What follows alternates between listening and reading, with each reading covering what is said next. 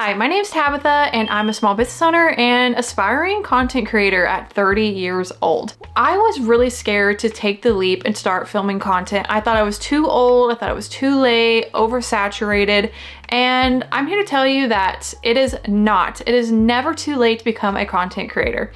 I've wanted to become a creator since I was like 14 years old, watching my favorite YouTubers, Bubs Beauty, Michelle Phan, Juicy Star 07, and I remember thinking I really wanted to be like them. And even though it took me almost 15 years later, I am very happy that I finally got the courage and took the leap. You could find a lot of success in it, or you could just be doing it for fun and not worry about the followers and whatever comes with it. If it's something you want to do, then do it, because you don't want to look back when you're 40, 50, 60 years old and regret never taking the chance. So today I want to share my favorite filming equipment, editing apps, pretty much everything that goes into my content creation journey. And I hope those of you that are thinking about it, you find this video helpful and it helps push you to take the leap and just go for it. I posted my first ever TikTok and Instagram reel on January 18th, 2022. This was my setup. 2 folding tables that I got from Home Depot. So no, you do not need an aesthetic space to get started. This was my first video. I had no idea what I was doing. My lighting was not good. My camera was really shaky. I was just kind of posting randomly, showing my products. And the following year, I hit 5,000 followers on TikTok. Around the same time is when I started putting a little more focus into like showing how I create products, more tutorial based content. And that is what really grew my channels fast, because 6 months later, I hit 50,000 followers. I mean, I couldn't even believe when I had 5,000 followers and that many people liked my content enough to follow me. When I hit 50, I think I was having a little bit of like imposter syndrome, not feeling like I was good enough or that I really deserved it. But this is around the same time I also got my first ever brand deal. And the following year, I hit 70,000 followers. I started putting more focus into Instagram, my YouTube channel, and I started really thinking that maybe this content creation could either become a really great like part-time side hustle to give me a little extra income, or maybe even become full-time someday, and that my 14-year-old dreams were coming true. So the first step to take before starting your content creation journey is to think about what niche do you want to be in. Do you want to be in the crafting small business space like myself, cooking, cleaning, lifestyle, working out? There are so many different niches that you can get into. And I think really the most important thing is, who do you watch? Who do you enjoy watching? What is it about their content that you like? And go from there. So if you like crafting and small business, then start with that niche and make it your own. There are really kind of 3 main categories: educational, inspiring, and entertaining. So like for my content, I would kind of put myself in the educational and inspiring, kind of a little bit of entertaining as well with the ASMR, because you can really be in all 3. So I inspire people to start a business or to create a new craft. So one thing to keep in mind is whatever niche that you kind of start in, the more you grow your audience based on that niche, the harder it's going to be to branch out of that niche if you eventually want to try new things. So in my experience, I really grew my channel a lot based on just showing how I make products. So I'm attracting fellow small business owners and crafters, not customers. So if you are in a similar boat to me and you're a small business owner and a crafter, if you focus a lot on the tutorial side of things, it can be really hard to convert those viewers to customers. So if you're wanting to kind of stick to getting sales and getting new customers, then try and just show how your product can bring value to them. Of course, hopefully, you know, it gets to a point where your viewer just likes you enough that they will support you by buying your products. And I know that happens to me all the time, which I'm so grateful for, but just keep that in mind. Like whatever niche that you grow an audience on, if you ever do want to branch out, it can be pretty difficult. If you do not care about views and engagement, then film whatever you want. If it's how you made cookies and then how you made a card, then go for it. There are channels that built their page just around DIY and creating stuff. If that's something you want to do, then start at the beginning. That way you can build the community that likes all of the things. And don't do what I did and focus so heavily on one topic that now I can't really branch out or the video just flops completely. You can just use your iPhone. This is an iPhone 13 Pro Max. If you are gonna start your YouTube channel with your phone, which is what I did, you can either use if you have an Apple Watch and you turn on the camera app, you can actually see what your phone sees on your watch, which is really cool. Or what you can do is if you're setting up, let's say you're filming a sit down video like I'm doing now, you can have your phone up, put a mirror behind it to be able to see what your phone is seeing, because you want to make sure you're in frame and you're not filming like this or like this. You want to make sure that you are center frame. Here are my iPhone camera settings. I always film at 4K 60 frames per second. Even though Instagram and TikTok only upload, I believe, at 1080, I still want to film with the best quality that I can. Then for my YouTube videos, I actually use a Sony ZV-1F, but I started filming with my iPhone. So if you're not ready to upgrade to a camera, you can definitely use your phone for all of your YouTube videos. Then I have this Rode external mic. I highly recommend getting an external mic if you are going to use a camera. Okay, so whenever I'm filming Instagram Reels, TikToks, YouTube Shorts, I pretty much always use this tripod, and it is perfect because you can obviously just clip your phone. You can do a bunch of different angles. You could also use this tripod for filming like YouTube videos. So this is the one I always use. And recently I've been setting up the first like clip of my videos showing this section so you can see this whole area. Sometimes I'll try and get my bookshelf a little more in the clip.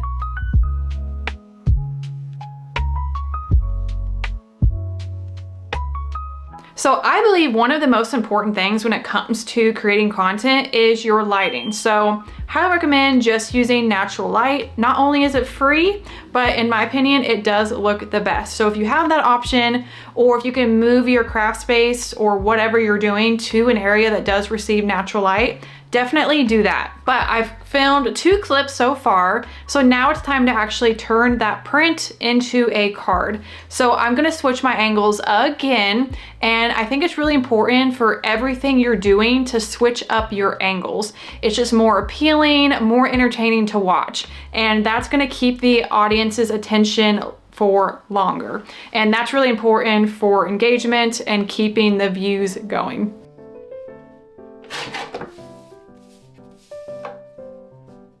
Okay, so what I'm gonna do now is go ahead and start my recording again.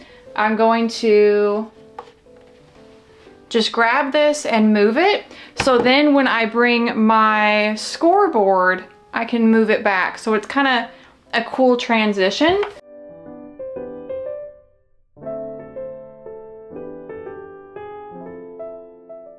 I use use CapCut for all of my Instagram, TikToks, and my YouTube videos. So I'm just gonna select all of the clips that I just filmed and import those.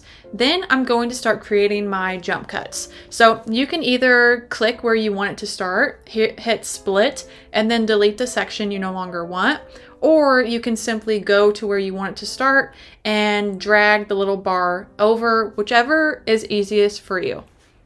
Each clip is going to be between 0.7 to 1.5 seconds, depending on what it is I'm showing and if I need the clip a little bit longer or if it's more satisfying to have it shorter. But these jump cuts are really popular. They keep the audience's attention, especially with so many of us having a short attention span. Having a bunch of different angles is just more satisfying to watch. And I also usually include Theo just because I love him and he's so cute and I like to have him in all of my videos.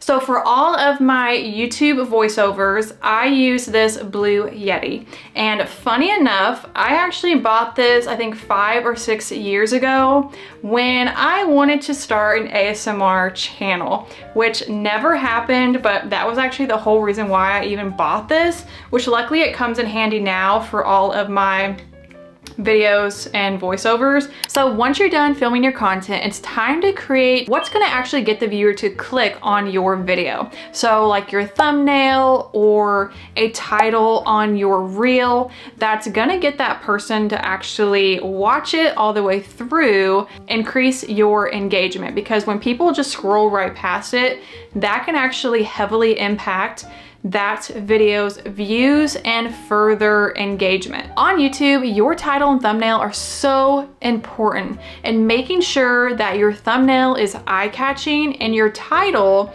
is something that that person's gonna want to watch. Using things like your age or my biggest struggle, small business challenges, 300 orders, stuff like that, where it's kind of more like shocking or that person can relate to, is going to help get you the best engagement. When it comes to Reels, TikToks, YouTube Shorts, including a title on the actual video as like an overlay is a really great idea, because it not only tells the viewer what they are watching, it gives them something to read, which increases the seconds that they're on that video. The more watch time you have on any of your content, the better chance it's gonna get pushed out into the algorithm. So you'll notice, like on all of my Reels and TikToks, I always include a little title on the video. A great tool to use to create YouTube thumbnails, product mock-ups, or eye-catching Instagram posts is Kittl. Kittl is an all-in-one design platform that makes it super easy to create your next bestseller or viral post. Kittl has hundreds of professional pre-made designs and merchandise, marketing, social, stationery, everything you need all in one place. Whether you need a business card, Instagram story layout, or a mock-up for your next best-selling product, Kittl's got you covered. Simply start with one of their professional templates, or you can start with a blank canvas and type in whatever you're looking for. I'm gonna type in cat, and a ton of pre-made designs pop up for me to choose from. Simply click the design you like and start from there. You can change the colors to fit your brand and even create mock-ups with that design that you can later use for your own product on your shop.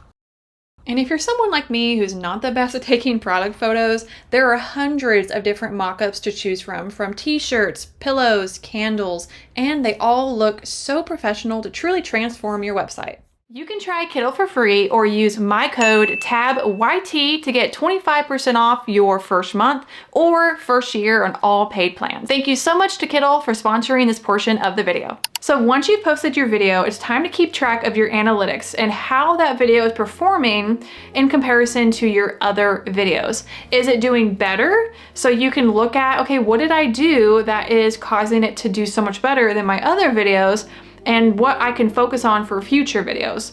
If it's not performing as well, did you do something different that maybe your audience doesn't really like and it's not receiving as much engagement. Even if it's not performing well, if you enjoyed the content, then keep it up because it might eventually get pushed out to the algorithm. So try not to do what I do and impulse delete just because the video is maybe not performing as well as your others. So something that I've been doing to help me stay on track with my YouTube channel is I created a list in my notes app for crafty YouTube channel ideas. So if I'm ever feeling like I don't know what to film, or if an idea like pops into my head, I can just add it to my list. And I actually have a bunch of videos already planned out all the way through June 1st. And then after that, I just put a bunch of other random ideas that I can either go ahead and schedule for the rest of the year, or if I'm not feeling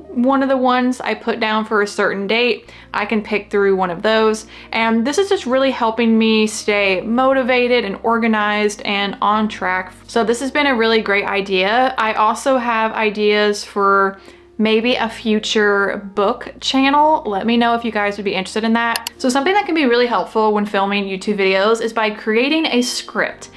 I don't do this, I probably should, and that's probably why I oftentimes have to refilm clips multiple times because I lose my train of thought or I don't know exactly what points I'm going to touch on.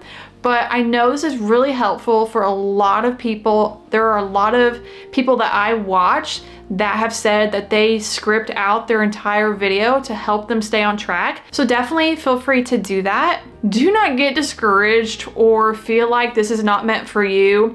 If you do have to refilm clips multiple times, if you feel like you stutter over your words, I do all of that. I have to, like I said, refilm clips multiple times because I either stutter or thoughts just completely leave my mind.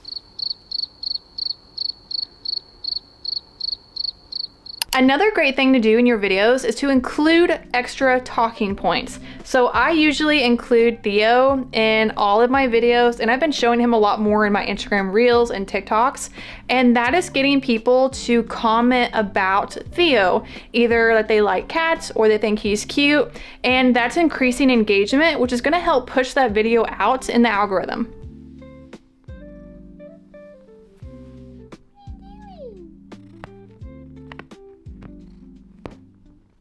Let's talk a little bit about brand deals and how to land your first one. The first step is creating your pitch. This is very similar to like cold calling, where you're just gonna be kind of reaching out to them.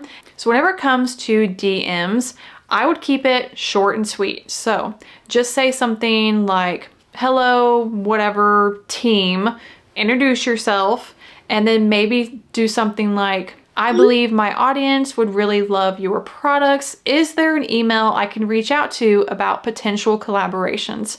Look forward to hearing back. Because usually the person running that brand social media is not going to be in charge of brand collaborations. So you want to make sure you are reaching the right person. So I decided to reach out to a brand that I really wanted to work with. I have now worked with that brand like 7 times. So it ended up working out really well for me. And brand deals are such a cool way to not only work with brands that you really want to try, or maybe even receive some free products that you really want to try.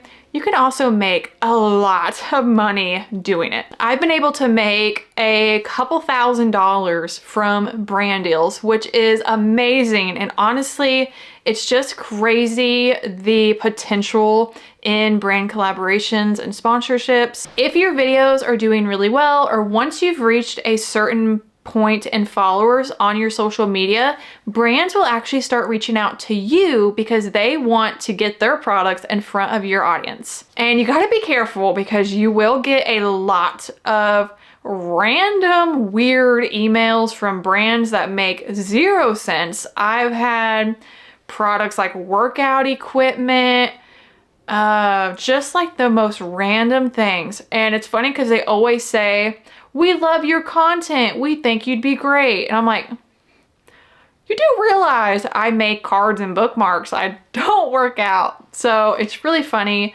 So you have to be careful with that and all of the weird like spam emails that you will receive. So always make sure to actually check the email and that it's actually from the brand. Usually it will be like so-and-so at companyname.com. But a lot of times you'll get all these weird letters at who knows what, but you gotta be really careful with that. But yeah, brand deals are really fun and an awesome way to make really good money, as well as getting to work with brands that you know and love. I hope that if you are wanting to become a content creator or currently on your journey, that you found this video helpful or inspiring to just go for it, because you do not need a bunch of fancy stuff or the most aesthetic pleasing space to make content. The important thing is to just connect with your viewer, share your own personal experiences, because someone out there is going to relate to you. But I hope you enjoyed this video and I will see you in my next one very soon. Bye.